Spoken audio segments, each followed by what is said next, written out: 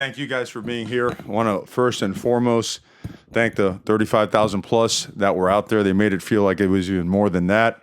They came out, even though earlier in the day the weather wasn't great, and they were awesome. And I think those things cannot go unnoticed, and they cannot go unappreciated. And we all felt it, and we love it. And want to continue to make the spring game bigger and bigger and a great occasion for our fans. And I want to thank the military for being in attendance and honoring, having the opportunity to honor them today. Really important for us and to us. I want to thank the alum that came back.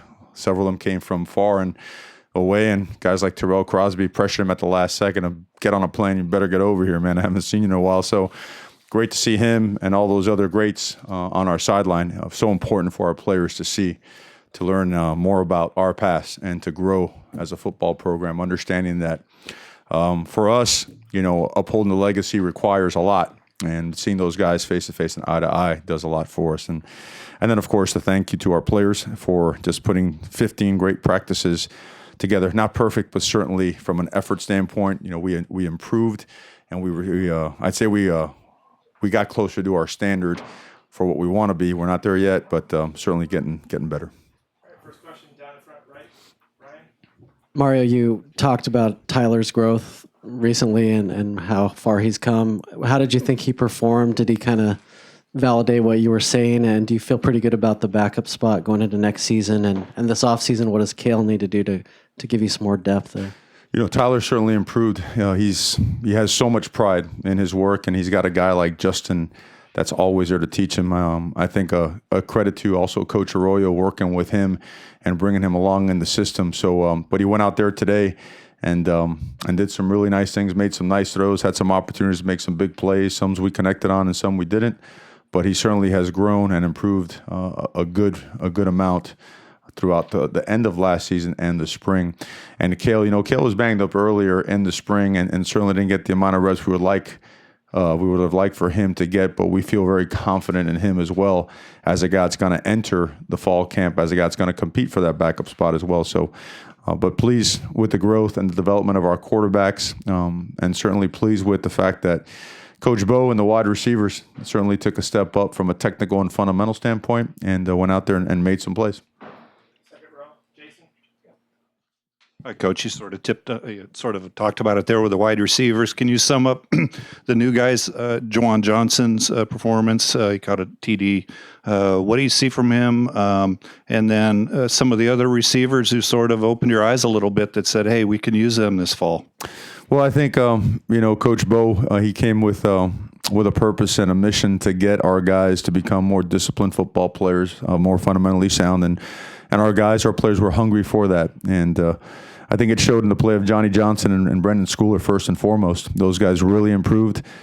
They became better route runners, had better releases at the second level, weren't you get sticky sometimes when you're playing the position. These guys were able to be a little bit more slippery and get away and do some things. And Jalen Red's another guy. And they all caught the ball better. Intensive work on them, just catching the football, putting it away, ball security.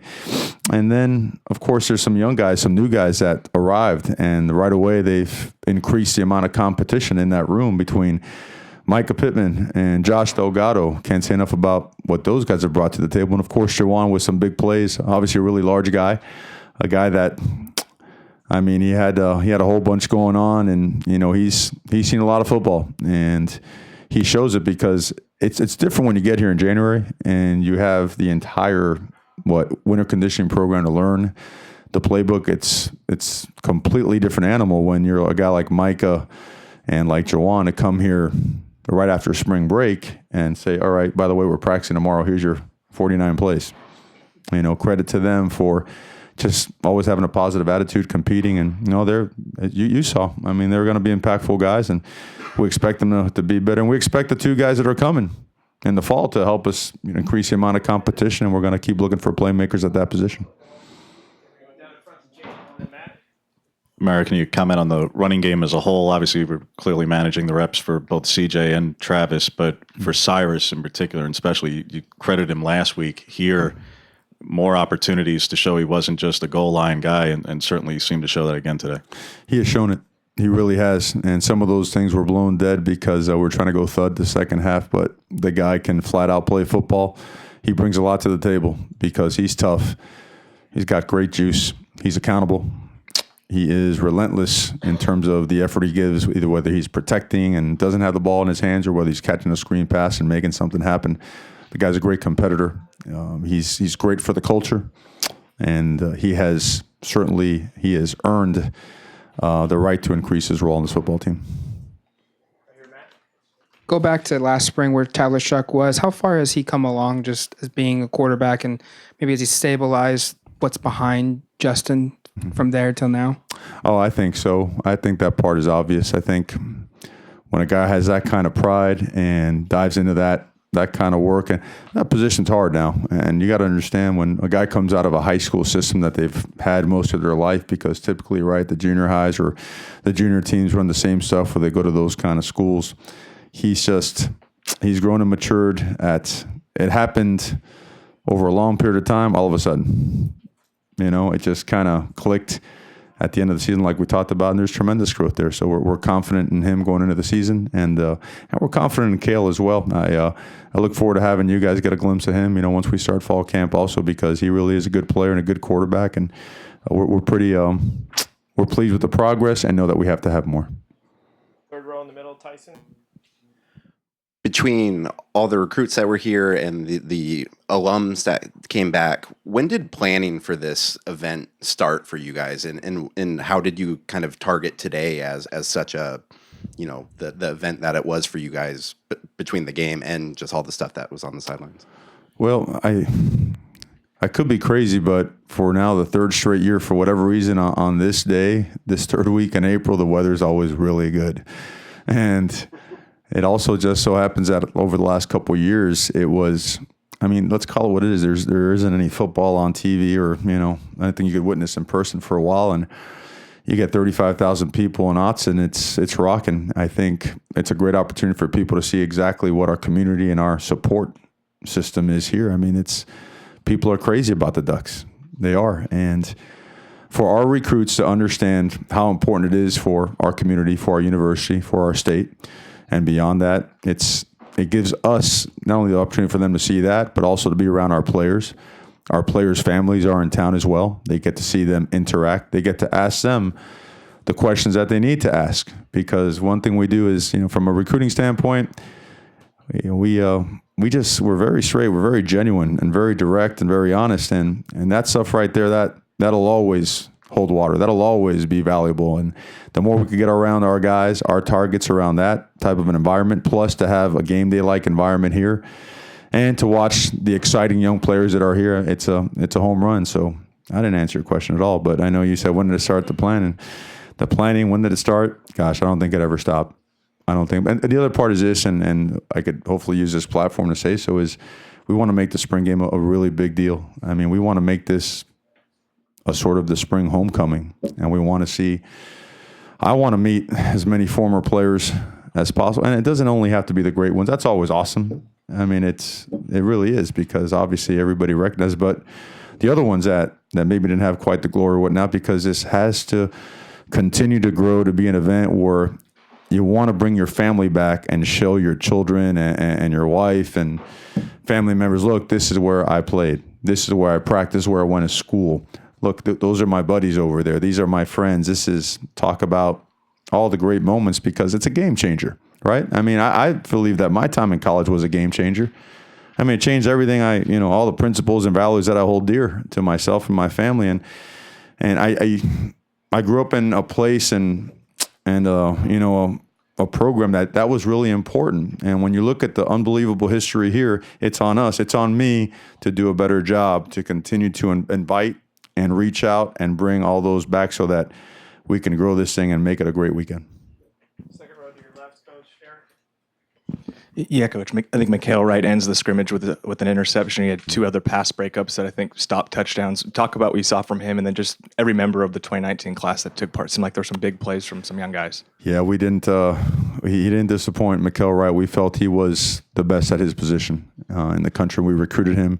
And another guy that just got dropped off 3 weeks ago, and here's the playbook: go cover some guys and make some plays. Well, I guess he took those orders to heart. He was excellent. He really was.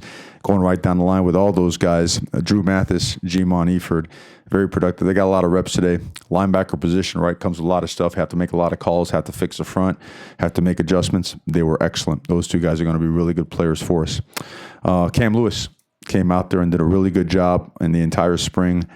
Not only kicking the ball, from a field goal standpoint, but also kickoffs. Guy was really good. We have not tried him on punts, but we will eventually. Big Salah got a little bit banged up on Thursday. Thursday was a very physical practice, and he got banged up. He had a tremendous spring, and we expect him to be a guy that's battling for a starting position down the line here. The receivers, Josh Delgado, Micah Pittman, and Jawan. And Jawan, obviously not a freshman. He's an older guy, but you felt their impact. You saw them. They were all guys that immediately provided value and competition. Patrick Herbert, good to see him get his first catch in there. Here's a guy that I don't think many people realize, because I think maybe a lot of people assumed he was going to come here. All right, here's a guy at 6'4 plus on his way to 6'5 at 220 pounds because he played basketball. He's a 245, 250-pound guy, in the next 6 months, 12 months or so. And the guy's going to be a great football player. Another tough, relentless guy. So, and of course, Kale got banged up a little bit. Okay, so we couldn't get to see him as much as we wanted to, but we have seen him before and know what he's capable of. I don't want to miss anybody. I know there's 11. So we got a quarterback. Who? Oh, number 5. Yeah, no, he's you saw. And the best part about it, his expectation for himself is as big as we have for him. I know I said it. I don't want to be a cliche guy, but it's a 5-star heart, the 5-star talent. Whatever the tag you got, he's got the hunger, the drive, and the determination to do it. I mean, he really excited. Excited for a guy like DJ also. I mean, there's a guy that kind of gets lost in, when you talk about it, and because he was here, he's been here for a year, but there's a 265, 270-pound guy at 6'5" that can scoot. He can do it. So, and then you saw some other guys out here, some of our signees like Keon, big old Mace. I mean, it's exciting times. It really is. But again, miles to go. We know it. We understand it. So we humbly look forward to attacking the process now for the next phase for us. Gonna go James and Ken.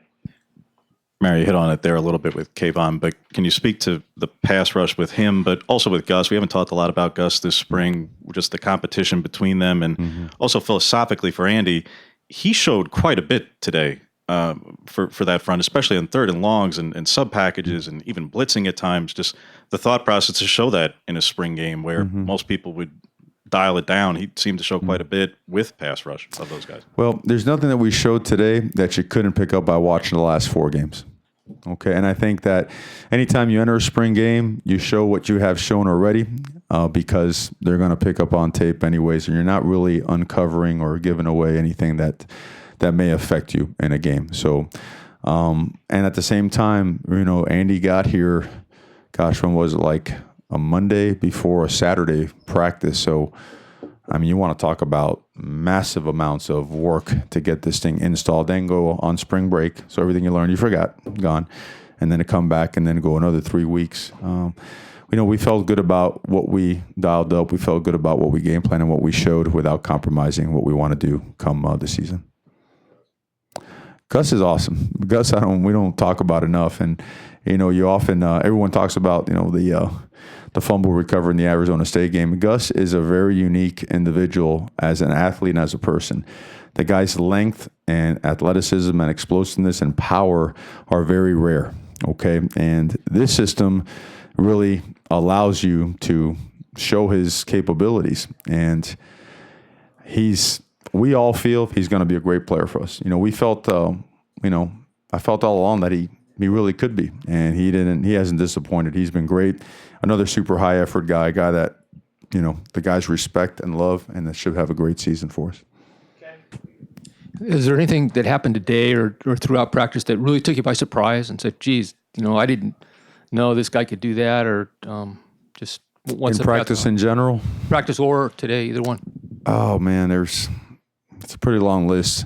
I mean, we're such a noted up, detailed operation. I mean, the meticulous note taking that goes on, a film breakdown. We grade every practice as if it's a game, note it up, put it in the computer, and then reformat it so we watch it again so we could find all the common threads as it relates to mistakes, fundamental or technical issues, schematic deals that are a win or a not win play, which you want to fix right, creating leverage in both the passing game and the run game. So there's a lot. The laundry list is long. In terms of players and improvement, I didn't see a guy regress this spring, which I guess is probably the best way to address it, because if not, we would be here for a long time going through it. But I didn't see a guy regress, and we put a lot of pressure on these guys in the spring because, again, I want to say it again, spring's important here. Spring is a phase.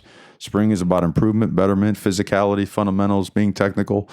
And there was no let up, and there never will be. It was a very, very good and productive spring, one we could take pride in. And now phase for tonight and tomorrow, see our families. A lot of families that are here. For us coaches, we have a lot of recruits in town, so they'll be seeing our families and whatnot. But then we jump right into academic structure and regimentation on Monday, and get ready for the next phase of our off-season program. Are we going to go down front, Matt? We got one more after this to Rob. You kind of touched on it there, the next phase of your off-season program. What do you want to get accomplished from a team perspective? And then what's next from, I know it's recruiting period, so now what's kind of your plan there? Great point.